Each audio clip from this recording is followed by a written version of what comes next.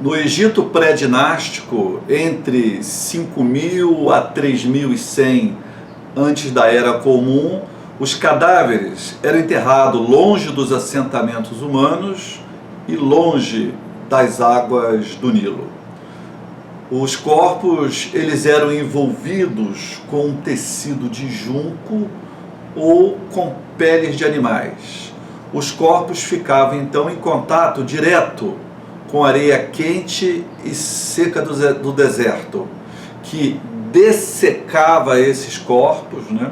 Ela desidratava esses corpos e com isso impedia a proliferação das bactérias, levando esses corpos a um processo de mumificação natural. Um processo de mumificação natural. Esse processo de mumificação natural iria proporcionar, iria causar, né, um forte impacto no decorrer dos anos no imaginário religioso egípcio. Todo o imaginário religioso egípcio estaria marcado por esse processo da conservação dos corpos pelas areias do deserto. Na cosmogonia do Egito Antigo, o sujeito, quando morria, ele ia viver num mundo subterrâneo. A alma iria ter a sua moradia, né, no mundo oculto debaixo da terra. E não seria um mundo sofredor, não. Lá não haveria doença, não haveria perda, não haveria sofrimento, e o sujeito viveria lá na companhia dos deuses que viviam no mundo subterrâneo. Só muito tempo depois é que essa alma seria transposta do mundo subterrâneo para o mundo da superfície, onde ela então gozaria das delícias do mundo superior, agora na companhia de outros deuses, dos deuses que comandavam essa outra parte da geografia do além. Mas para o sujeito atingir esse outro mundo extremamente aprazível da superfície, embora o mundo que ele morasse fosse um mundo, era considerado um mundo numa eterna primavera, um mundo subterrâneo, né?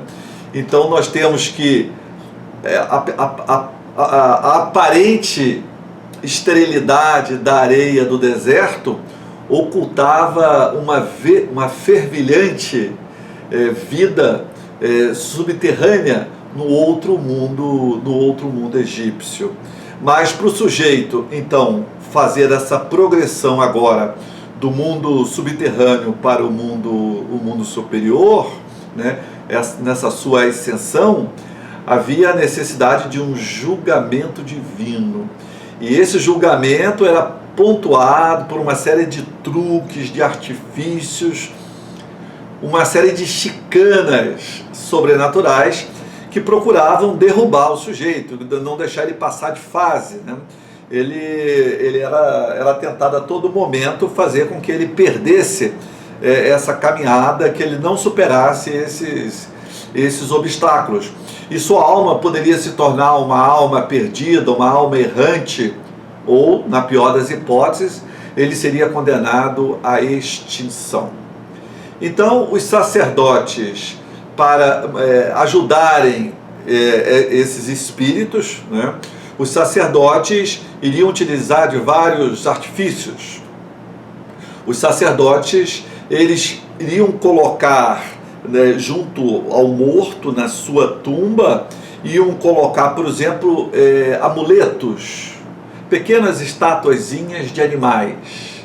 Essas estátuas de animais, depois, ganharia pela magia vida e iria transferir ao morto aquelas capacidades dos animais. a força, a agilidade, a destreza, a habilidade, né? Então essas qualidades animais seriam transferidas para o espírito do morto e ajudariam o morto a superar essas provas às quais ele seria submetido.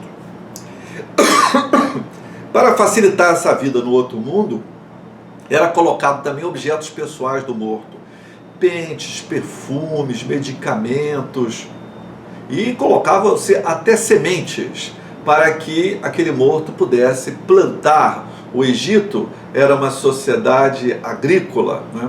Então essa sociedade agrícola também é transposta para o outro mundo. Então ele levaria sementes para plantar nos campos férteis do outro mundo. Pequenas estatuetas de mulheres que, graças à magia, se transformariam em mulheres reais e seriam suas concubinas, suas amantes. Estatuetas de homens que seriam seus serviçais no outro mundo. Então, aí sim, e o mais importante de tudo é que o corpo tinha que se manter intacto, o corpo tinha que ser conservado. Então os sacerdotes desenvolveram toda uma tecnologia, eles aprimoraram a mumificação natural, criando a mumificação artificial para que o corpo fosse preservado. Porque na cosmogonia do Egito Antigo era extremamente necessário a manutenção do corpo. O indivíduo, quando estava vivo, obviamente, precisava do corpo, né, para a alma se manifestar. Mas quando ele morria, ele continuava dependente do corpo.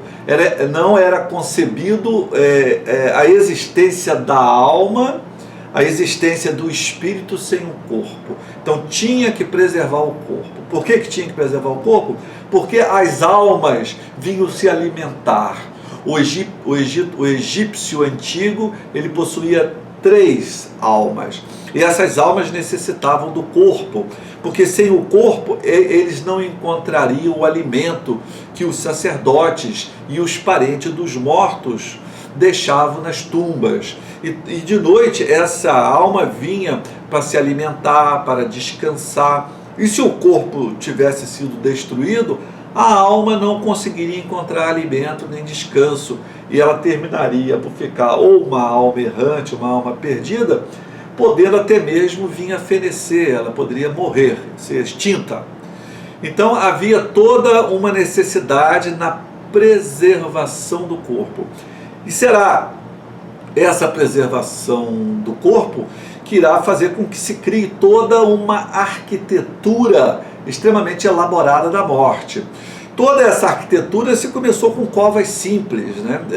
Os corpos eram colocados diretamente na areia, né? Afastado das águas do Nilo, afastado dos ajuntamentos humanos. Dali se evoluiu para as mastabas, que eram sepulturas já estilizadas, sepulturas mais elaboradas, e dali se pulou para as sofisticadas pirâmides, vindo então desenvolvendo uma elaborada e uma sofisticada arquitetura da morte. Mas tudo isso começara com a mumificação natural. Então a mumificação natural, ela desencadeará, na verdade, toda uma mitologia da morte, cujo prêmio final seria a vida eterna.